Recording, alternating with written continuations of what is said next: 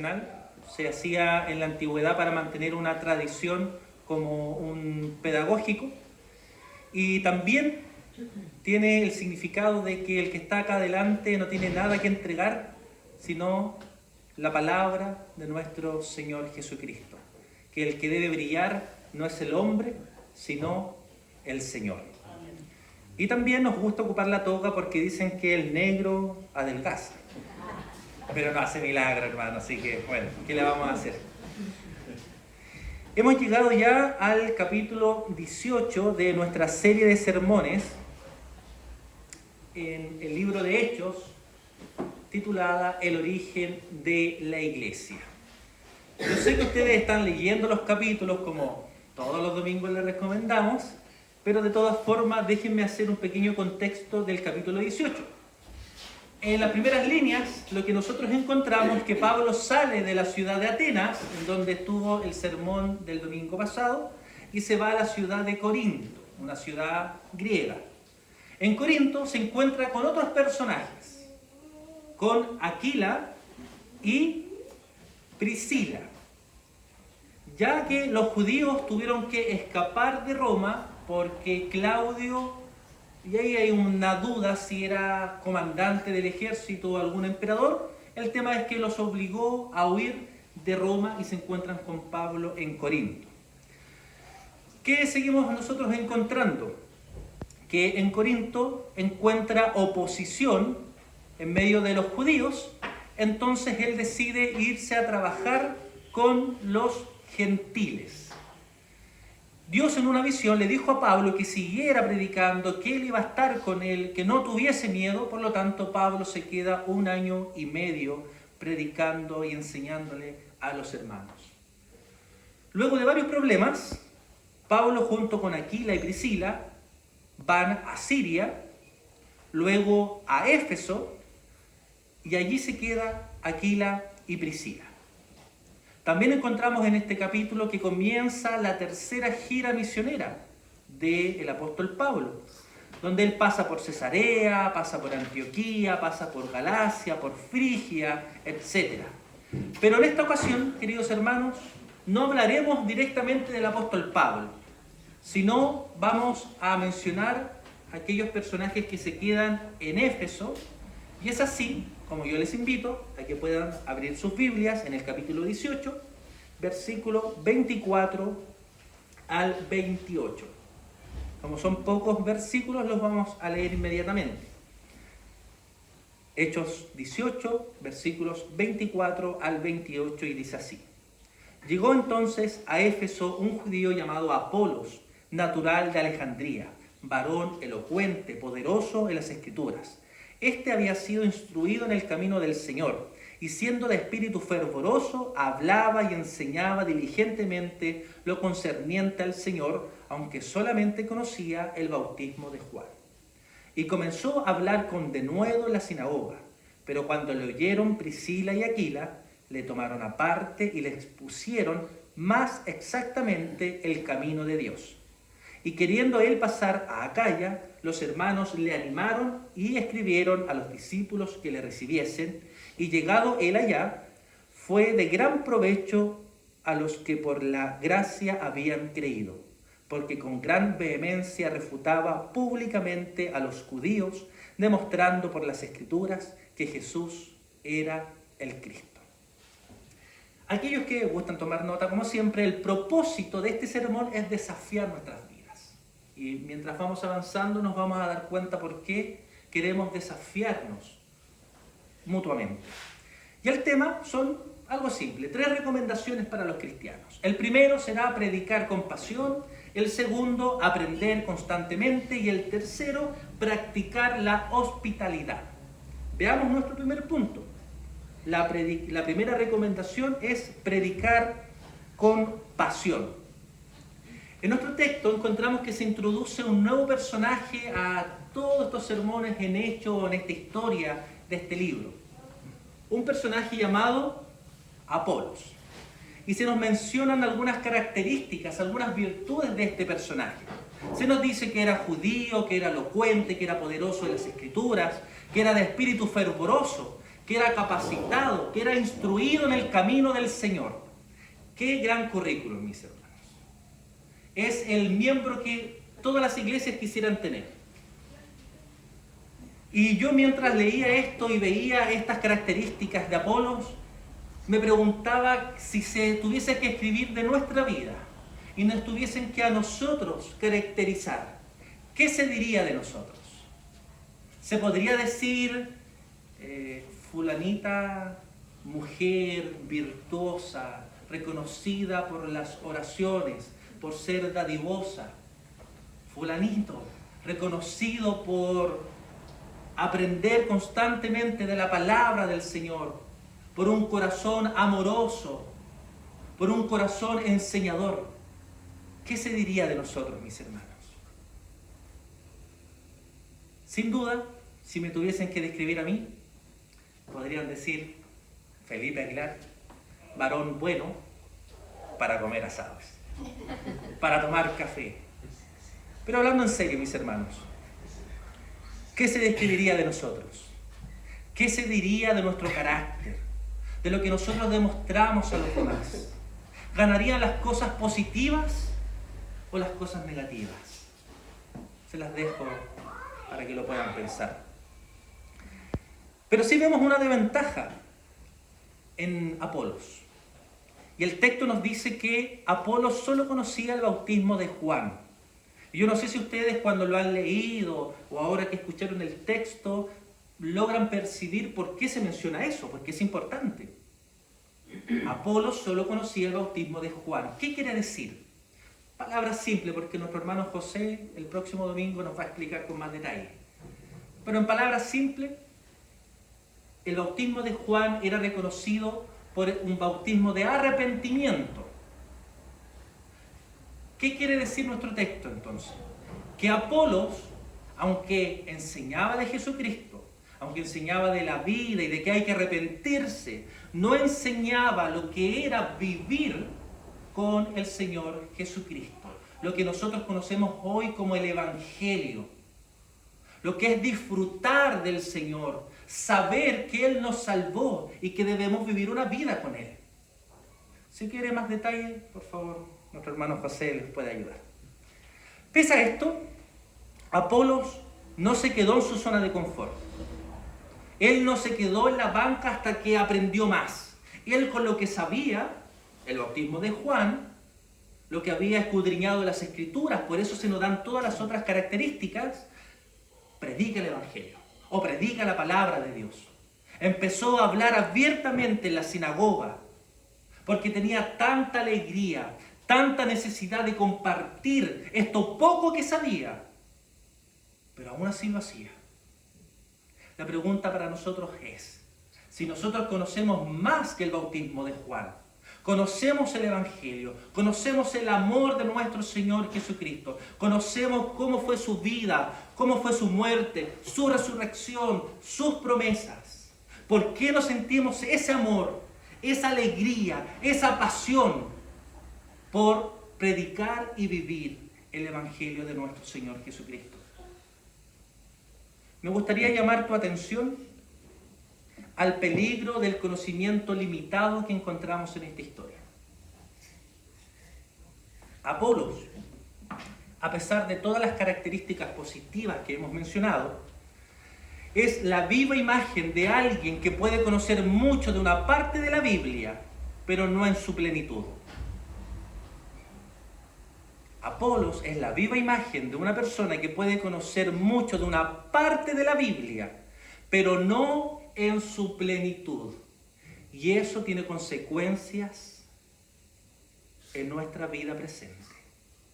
Hay muchos que aman a Jesús con un corazón sincero. Yo no podría decir que no, pero tienen un conocimiento simple de la Biblia. Y esto se puede deber a dos factores principalmente. El primero, que es una persona nueva, que por lo tanto está recién caminando en este camino del Evangelio. Hay muchas cosas que ignora, muchas cosas que no ha experimentado, como la presencia del Señor en su vida, y por lo tanto se entiende. Pero por otro lado, podemos encontrar a una persona que no ha querido seguir aprendiendo, porque su meta es simplemente ser un miembro que se sienta y no hace nada más. Y se siente cómodo ahí. Mis hermanos, el desconocimiento bíblico es un problema tremendo. El desconocimiento bíblico es un problema para las iglesias, porque las deja abiertas a muchos errores de interpretación. Y esto es más profundo de lo que nosotros podemos llegar a imaginar. El desconocimiento bíblico nos lleva a vivir una vida sin el verdadero gozo del Evangelio. Muchos de ustedes vienen de un contexto en donde temieron durante años perder su salvación. El tener un conocimiento correcto justamente nos hace descansar en las promesas de nuestro Señor Jesucristo. El tener un conocimiento correcto y más amplio de las Escrituras nos hace disfrutar la vida de una manera diferente. Nos hace ser cristianos gozosos, alegres, que entienden que a pesar de los problemas y las dificultades, Dios es fiel y no se va a alejar de nosotros. ¿Acaso eso no causa alegría? El desconocimiento lo que hace, mis hermanos, es que no disfrutemos del Señor. El tener un conocimiento simple de las Escrituras, de la Biblia, hace que no disfrutemos de su gracia y de sus promesas. Hagamos un ejercicio mental. Enumere 5 promesas del Señor. Y nos vamos a dar cuenta que nos cuesta. Porque podemos tener conocimiento, teología, pero en realidad no conocemos la Biblia. Conocer las Escrituras, mis hermanos, nos hace conocer a Dios, y conocer a Dios nos hace descansar y disfrutar de todas sus bondades. Por tanto, Apolos tenía que aprender el Evangelio en su plenitud. Y para esto necesitaba, según nuestra historia, capacitadores preparados para poder enseñarle correctamente el Evangelio. El tema es que no podemos nosotros ser buenos capacitadores si no aprendemos primeramente, si no estudiamos, si no leemos la palabra de nuestro Dios. ¿Qué vamos a enseñar si nosotros primero no sabemos? ¿Vamos a enseñar que debes seguir tu corazón? ¿Vamos a enseñar que debes seguir tus sueños? ¿Vamos a enseñar que debes seguir a otros hombres? ¿Qué vamos a enseñar? Si no tenemos la palabra en nuestra vida, en nuestro corazón, las cosas que enseñemos serán simplemente herejías y falsedades delante de nuestro Dios. Debemos cultivar un corazón humilde. Reconocer que siempre seremos discípulos llamados a estudiar y aprender de la palabra de nuestro Señor, independiente de cuántos años llevemos en la iglesia. Somos llamados a obedecer. Somos llamados a practicar. Somos llamados a enseñar la verdad del Evangelio. El problema es que tenemos un corazón orgulloso.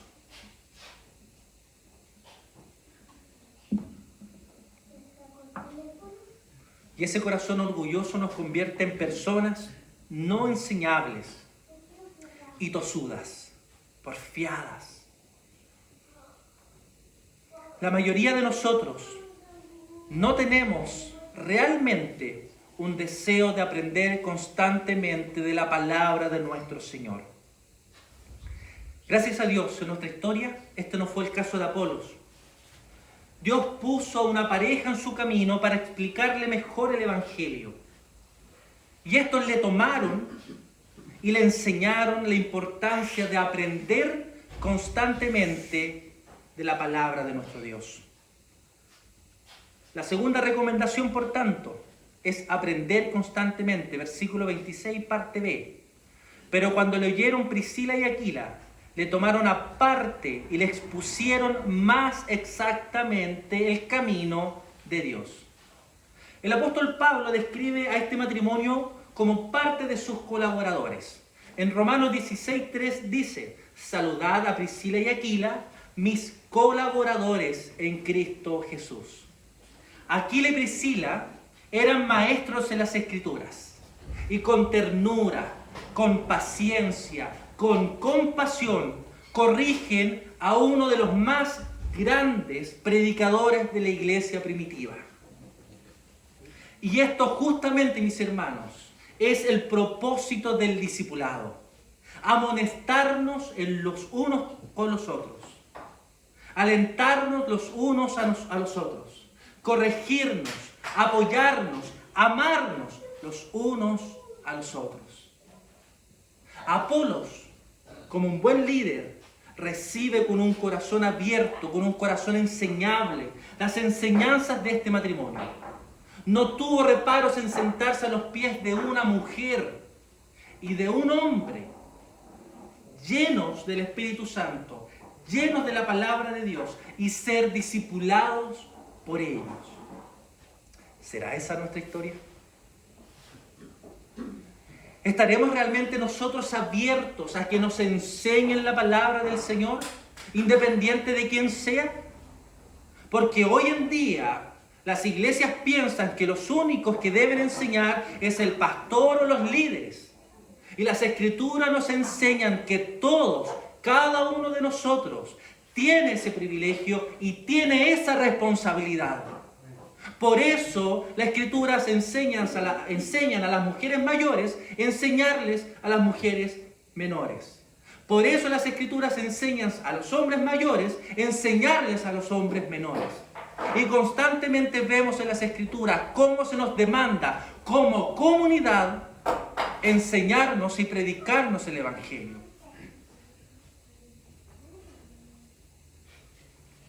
El discipulado es un trabajo de cada miembro de una congregación. Aprender constantemente a disponer nuestros dones, nuestros recursos, nuestros tiempos, nuestro servicio por otros. Esto es el verdadero servicio discipulador. Entregarnos por completo por el bienestar del otro. Si yo no tengo dinero, podré entregar tiempo. Si yo no tengo mucho tiempo, podré entregar mis recursos. Pero debemos entregarnos por el bien de los demás. Aprender, mis hermanos, es reconocer que debemos ser miembros activos. El mandato del Señor no dice quédate en tu banca y disfruta de ella. Quédate en tu casa porque el pastor y los líderes y los encargados están obligados a ir, tú no. Tú puedes disfrutar. Aprender constantemente es dejarse enseñar y ser humilde y obediente al llamado de nuestro Señor Jesucristo. El verdadero discipulado dice en tu vida diaria, sea donde sea que tú estés, en tu casa, en el trabajo, en el colegio, en la universidad, siendo vecino, siendo empleado, siendo jefe, en tu vida diaria, hace discípulos. Nuestra comprensión de hacer discípulos es esperar que la iglesia arme una actividad para salir a predicar el Evangelio. Y de esa forma creemos que estamos evangelizando o haciendo misión. Y es una parte, mis hermanos. Pero lo que las Escrituras nos enseñan es que nosotros, en nuestro día a día, en nuestra vida, en donde estemos, debemos vivir, compartir el Evangelio, porque somos discípulos que están atentos para ser más discípulos. Estas palabras cambian todos. La verdadera comprensión del mandato del Señor cambia en nuestra vida. Es un llamado a abandonar nuestra comodidad, nuestros propios deseos, que muchas veces son egocéntricos. Es un mandato, mis hermanos, a centrarnos en la persona de nuestro Señor. Y por consecuencia, si nuestra mirada está puesta en Cristo, vamos a amar a nuestro prójimo. Y vamos a tratar de hacer lo posible para que nuestro prójimo esté bien, orando por ellos, predicándoles el Evangelio, amonestándolos si están haciendo lo incorrecto, ayudándolos espiritualmente, pero también materialmente. Querida iglesia, si no amas a Cristo más que todas tus otras relaciones, no estás siendo un discípulo de Él. Si no llevas tu cruz y le sigues, estás fracasando en ser un verdadero discípulo.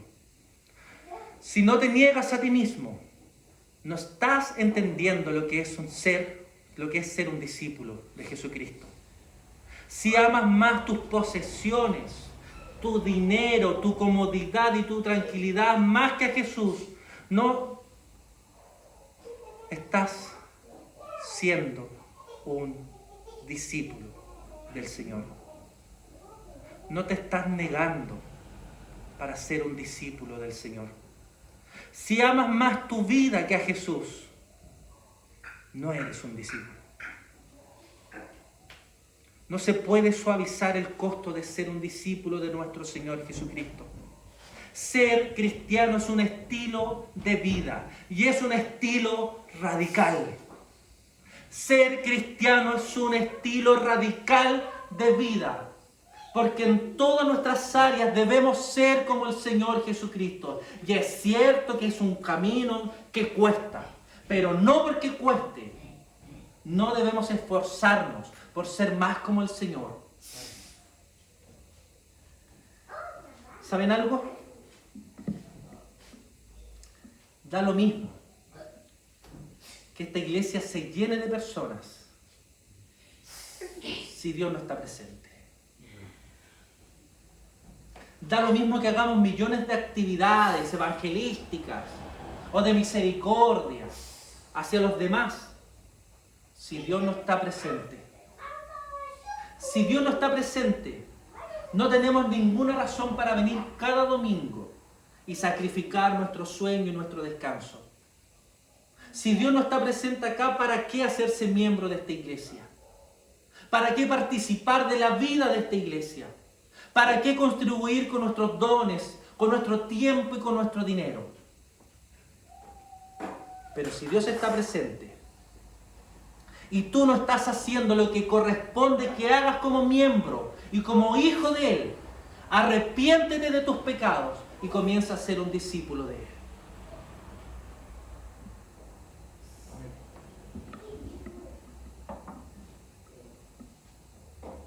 Somos hoy amonestados a predicar con pasión, a pesar de nuestra simpleza. Debido a esto, también somos desafiados a aprender constantemente de la palabra del Señor. Hoy tenemos millones de herramientas para aprender más de las Escrituras. Aquellos que no les gusta leer, pueden escuchar. Aquellos que no logran escuchar, pueden leer. Pueden ver videos, pueden ver incluso dibujos animados. ¿Cuál es la excusa? ¿No tener tiempo? ¿Cuál es la excusa? Y por último, somos invitados a practicar lo aprendido a través de la hospitalidad. Versículos 27 al 28 para que recordemos. Y queriendo él pasar a Acaya, Apolos, los hermanos le animaron y escribieron a los discípulos que le recibiesen. Y llegado él allá, fue de gran provecho a los que por la gracia habían creído, porque con gran vehemencia refutaba públicamente a los judíos, demostrando por las Escrituras que Jesús era el Cristo. Estos hermanos de Acaya demostraron amor, pero no se quedaron tan solo con palabras, sino que practicaron la hospitalidad, practicaron ese amor tangible.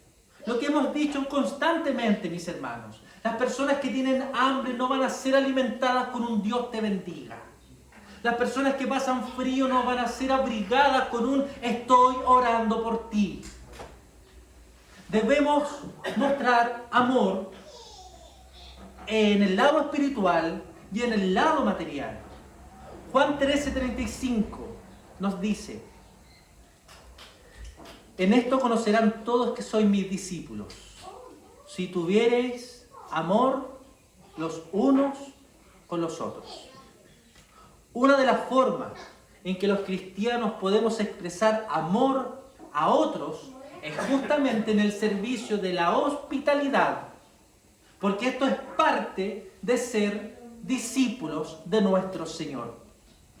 Aquila y Priscila, los personajes de nuestra historia, brindaron refugio constante al apóstol Pablo en más de una oportunidad. También le brindaron ayuda y fraternidad a Apolos, enseñándoles el Evangelio, llevándolos a un lado para que aprendiera realmente la plenitud del Evangelio y se encantara cada día más con la predicación de Dios. Y no se quedaron solo en eso, porque Pablo dice en Romanos que en la casa de Aquila y Priscila encontraron compañerismo cristiano. Romanos 16:5. Saludad también a la iglesia de su casa. Un grupo pequeño, podríamos decir hoy. La palabra hospitalidad indica y hace referencia al amor hacia los otros, incluso a los extranjeros y a los extraños. Los hermanos de Acaya no conocían a Apolos, pero le recibieron con cariño. Y ya que les he tirado varios palos, mis hermanos, déjenme hacerles un cariño. Cuando llegué junto a mi familia a esta iglesia, pude sentir su cariño, pude sentir su amor. La mayoría de ustedes no me conocían o no nos conocían, pero aún así pudimos encontrar en ustedes ese amor fraterno, ese compañerismo cristiano, ese aliento que es necesario tener como hermanos en la fe. La base justamente para el servicio activo y constante es imitar a nuestro Señor y a lo que Él hizo y sigue haciendo con nosotros. Nuestro Señor abrió las puertas del reino para que aquellos que éramos extraños y ajenos y desconocidos pudiésemos ser llamados hijos de Dios. Efesios 2:19. Extraños y ajenos al reino celestial éramos. Ya no sois extraños ni extranjeros, sino que sois conciudadanos de los santos y sois familia de Dios. Nuestro deber, por tanto, como cristianos, como iglesia, es crear un espacio para que las personas vengan, para que sean realmente amadas y discipuladas, que realmente vengan a un refugio donde encontrarán la verdad bíblica, donde encontrarán amor, donde encontrarán compañerismo.